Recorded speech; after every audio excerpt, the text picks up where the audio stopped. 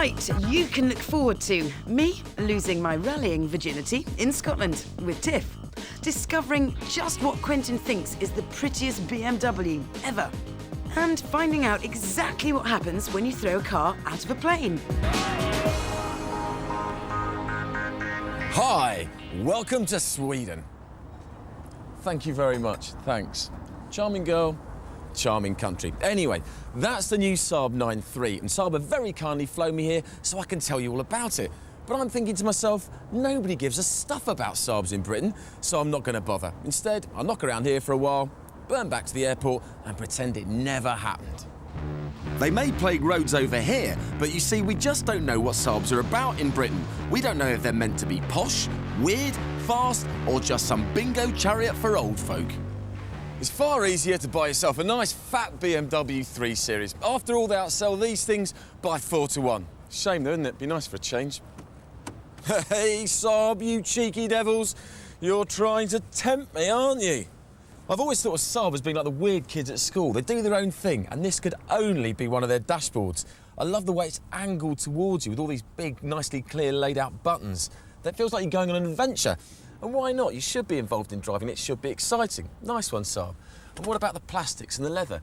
They feel like quality products, and these seats are supersonically comfortable. I go up and down the M1 and not feel a thing.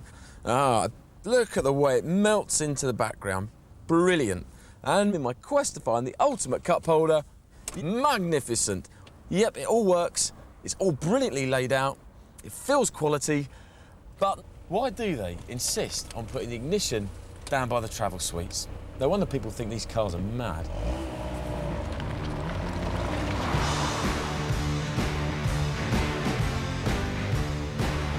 And I'd be mad not to drive it, especially with this 2-litre turbocharged engine, which does 0 to 60 in 7.5 seconds. There I was, planning a leisurely drive through the beautiful Swedish countryside, taking in some idyllic scenery, and what do you know? This thing charges around like it's just been punched on the nose. The sports chassis, which comes as standard on the Aero, handles immaculately. And this 6-speed gearbox is so nice to change gear with, I'm just changing gear for the hell of it. And the ride quality is a comfort revelation. Those with leather driving gloves and rascally moustaches, oh, and Tiff Liddell, he's probably owned both in his time, don't like powerful front-wheel drive cars because when you put your foot down, especially in the wet, the steering wheel has a bit of a fit. And OK, this isn't as sorted as a rear-wheel drive BMW 3 Series, but I kind of like the way it bobbles around. It makes it feel alive. And anyway, it does everything else so well, I'm going to forgive it.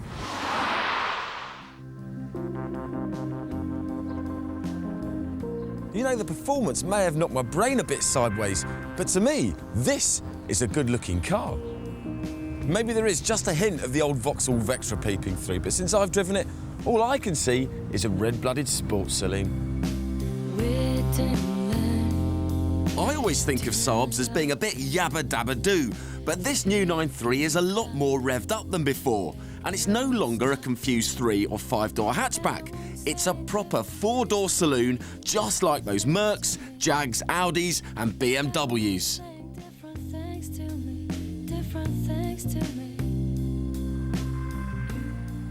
And it says here in the Gospel according to Saab that every car doth come with a CD player, air conditioning, traction control and alloys as standard. Now that makes a change from the usual suspects, doesn't it? Fully kitted out, this 9-3 Aero cost just under 23 grand. All other rivals from Audi, BMW and Jaguar are significantly more expensive. And it gets better. Last year in the UK, 17,000 Saabs in total were sold, compared to 55,000 BMW 3 Series. So not everyone's got one. If you want posh, it can do posh. If you want pace, it can move. If you want something a bit different, it's the next best thing to a magic carpet. I'll end the confusion with Saabs now, and I'll say it nice and clearly so you get it. The 9-3 is a good car. Oh, as if you'll pay any attention. Do you believe what you say? Now, I'm prepared to do almost anything on 4 wheels. I've driven a Grand Prix car around Monte Carlo, I've raced at Le Mans at 200 miles an hour in the dark, and I've scared myself silly in a 3,000 horsepower dragster. but I'm never, ever going to do this. I got really addicted to it for a while. It's about getting the shot, you know, it's about getting the footage of this thing happening.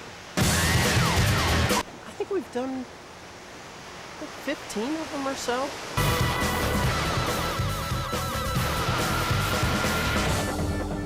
Joe Jennings, a veteran aerial cameraman from Redondo Beach, California, was bored filming skydivers diving, so he decided to film them driving.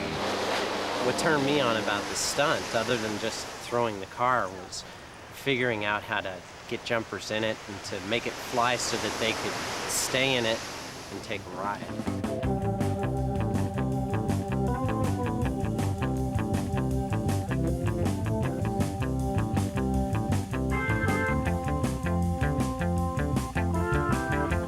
What sort of cars do you pick? Have you got your favourites?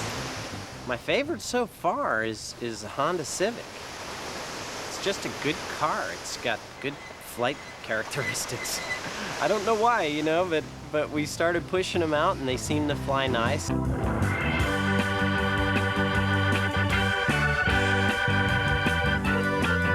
got a bit of a handle on how to configure them so that they would stay wheels to earth. And once we started to figure that out, it was kind of hard to change cars. First thing we do is we take the roof off, and you also want to get rid of anything in the car that could possibly snag a jumper's container or anything on the jumper. So you tape over all of the jagged parts and all of the parts that might hook something, and you set it up so that essentially the car wants to throw you out.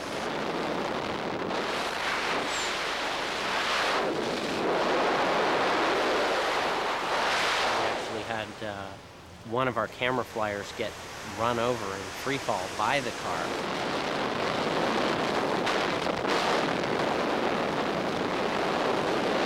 Has a tendency to just fly all over the sky. A car that's falling flat wheels to earth obviously is going to fall a lot slower than a car that tips up on its nose. And when a car tips up on its nose, all of a sudden it's headed in the direction that it was built for, and it just takes off.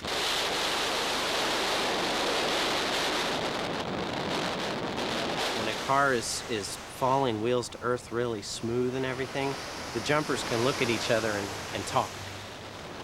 And then, of course, they have to climb out and jump away from it. These arms are mine. They are lonely, lonely and fielding blue.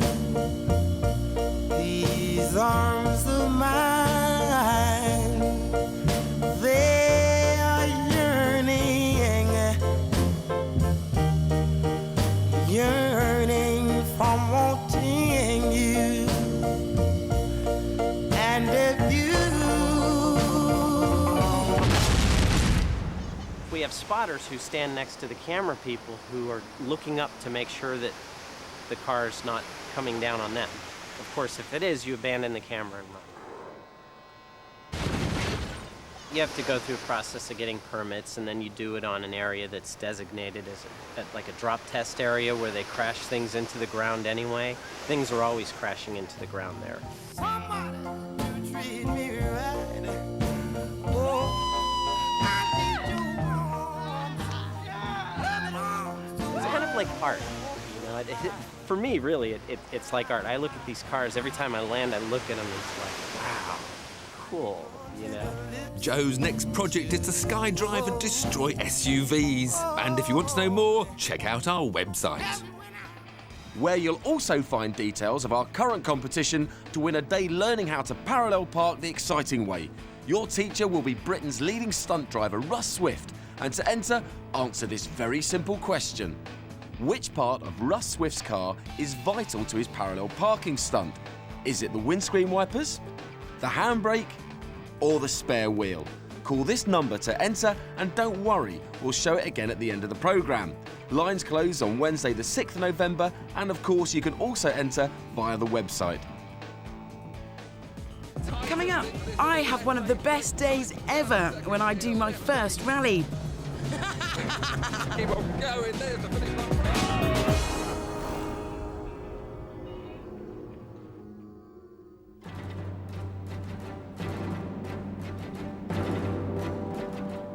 What you're about to see is one of the most beautiful BMWs ever. That famous shark snout has become an emblem for everything we know and love about BMs.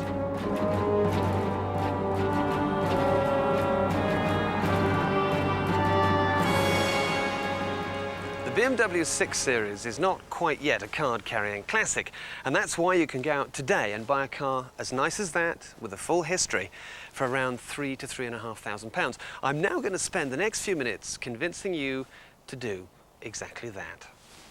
You see, for the money, this has to be the classiest coupe for miles. Just look at this. An interior as stylish as a Manhattan penthouse. Leather, electric Recaro seats, switchable automatic gearbox, trip computer, and hey, 2 figure-hugging back seats. This is a proper 4-seater coupe. It's also a serious driver's car.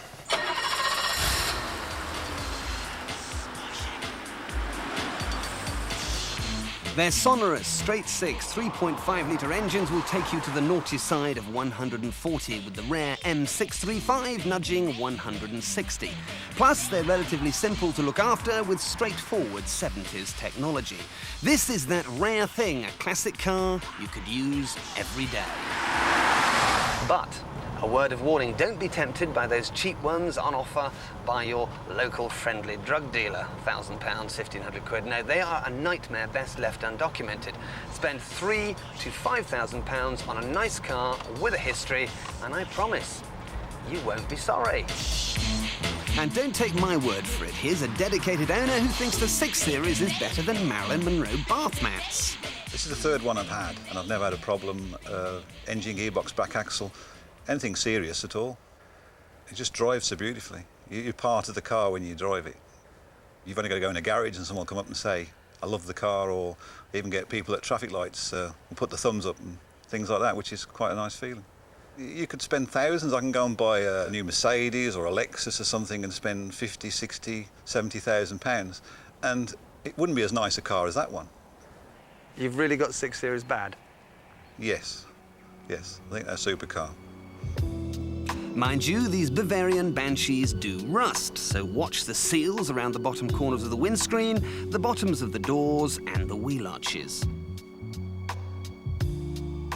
And make sure it comes with those sumptuous leather electric seats, automatic transmission, and the desirable cross-spoke alloys.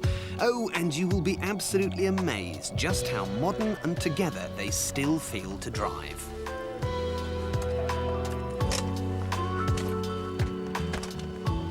Convinced yet? Well, you should be. The 6 Series is achingly beautiful, endlessly reliable, and still feels special. It will, mark my words, one day be a copper-bottom classic. Now, I'm not saying you'll make any money out of buying one. They're not going to be an investment. But if you get one at current rummage sale prices, and it's a good one, you're not going to lose. Why? Well, quite simply, this is a cool car that's getting cooler by the day.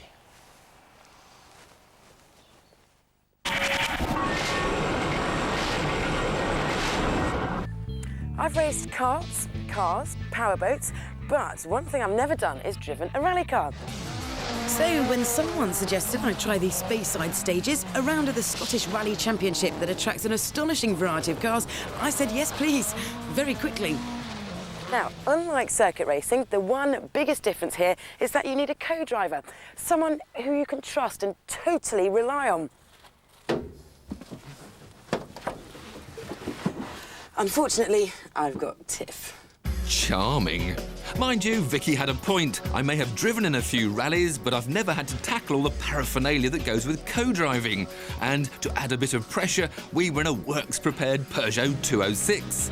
No, not a 300 horsepower World Rally car like Richard Burns's, but a 150 horsepower front-wheel drive Super Cup car from their Junior One-Make Championship.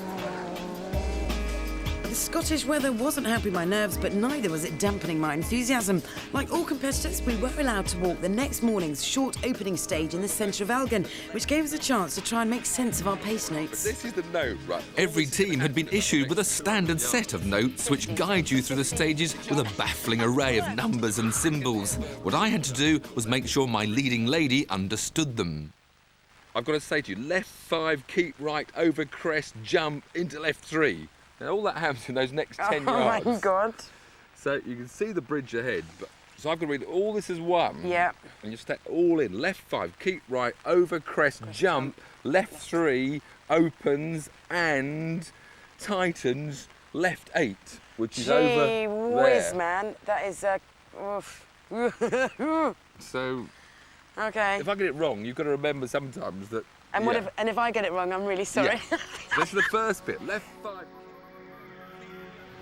Next day, the conditions were perfect. So much for my plan to blame any mishaps on the weather. By now, I was only moments away from the start of my first ever rally stage. And in a right old tizzy... That flag, that is the start there. That is it? Oh, my goodness.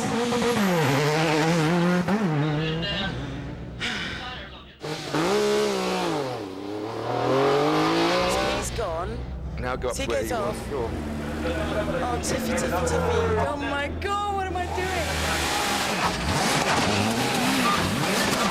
So that's next, isn't it? Well, I think so, yeah. Should I move forwards? Yeah, come in. He says come in. Should I get in that divot or not on the road? Oh, Yeah, 10, 15, actually, 20 seconds, Vix. can I go slightly more forward? No, stay where you are. Remember to enjoy it. Okay. Count me down, Tiff. He'll do it as Or well. you count my ear. 5, Oh, my 4, God. 3, 2, 1, go! Right, 7, don't cut. 40 60. Acute hairpin left. So go down to first, brake, down to first gear. Just turn it around. Lovely. C50. Right 6 narrows. Right 6 narrows and turn left 9. This is this tighten it looks. Brake, turn left 9. And left 3 opens the left 1. Then 100 to this silly chicane. Right hand entry. Brake. Down to first gear. Horrible little thing. Look, we don't know what it's going to be like. Oh, what is that? Really? All this brake. What did he think I was going to do? Charge flat out into a tree? Tuh, ye of little faith. Right over crest, jump, left 3, opens, and then tightens into this little left 8. Brake tightens down to second gear, left 8. Keep on going, there's the finish line. Brake, stop, slow down. We finished. All that nervous tension, this rallying, you have breakfast, you wait around for 3 hours, and then it's all... Stage 2 was a rerun of Stage 1, and even though we weren't flying around like some, we did manage to take 3 seconds off our time. But whilst Vicky got to relax after every stage, my work never seemed to stop. It's secretarial work, you know, it's very trying. She just sits there, turns the steering wheel, I have to do all the worrying for her. Is it stressful, is it? Prefer the driving? Just don't know anything about it. Carry on, you can drive again now. Okay. Have fun. Any thoughts on how well we were doing were quickly dispelled by Stage 3, my inaugural forest stage. When you see rallying on the telly, the cone driver calmly calls out directions and the cool professional at the wheel listens in silence and concentrates on the driving. Well, I think it's fair to say that we were absolutely nothing like that. 50, right 7 long, over crest, right 7 long. Let's get in second gear, keep on it, Down it's on long, second. yeah. Crest 50, Then what? left 1 over crest, Speed! left 6 and right 8. Oh, right, it's a big one. Left 6. Where are we going? No, this is we're miles. It was hairpin, hairpin. We're already miles off these things. Left hairpin. Yeah. And That first forest stage was a complete shambles. We'd both been shown up as novices, and as the end came in sight, I think we were both relieved just to have made it round in one piece. back off, we're done. Oh my God! 3 stages down and 7 still to go. I wasn't sure our relationship could take it. I just drive while Tiff has nightmares. He's lost his watch, lost pace notes. We're having some stressful minutes in the car at the moment. Stage 4 felt as if we were slowly getting our act together. Well, apart from the odd laps. What the this corner here? And by the time we'd done stage 5, I was feeling pretty confident, much to the relief of Mick Linford, Peugeot's team manager. Lots of big moments. The thing was, it was quite marbling, loads of rocks, and then they just dropped off. The road just dropped off either side, and we did sort of have a few. So I kept my foot in and tried to pull it out. Well, this is definitely the first and last time I'm co-driving. The stress of the job, the concentration all the time. You've got to look at the time card, the road book to get to the stages before you even get to these pace notes. And then all the time you're reading, terrified you're going to call a wrong note or send Vicky the wrong way into a ditch. Every stage, though, seemed to get better and better. Vicky was going quicker, and I had swapped the brake for go, go, go. Keep in it. Come on! Well done, 70, left 5, don't cut. By the final stage, it really felt as if we'd clicked. I'd stopped talking and was totally focused, and Tiff was calling the shots right on the button. Swipe right over this crest and right 4.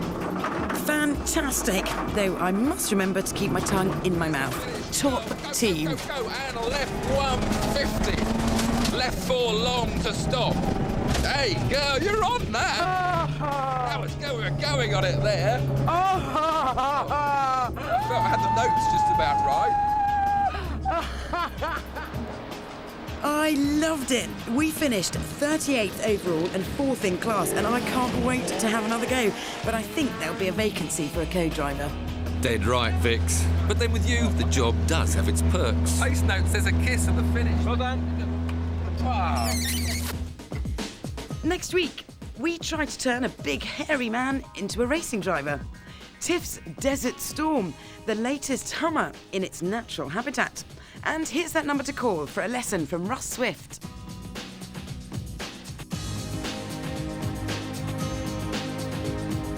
Adrian Simpson is currently online to answer your motoring questions at the Fifth Gear website, where you'll also find more on the competitions and items in today's programme. Log on at 5.tv/fifthgear. Next on 5, we dive into the abyss.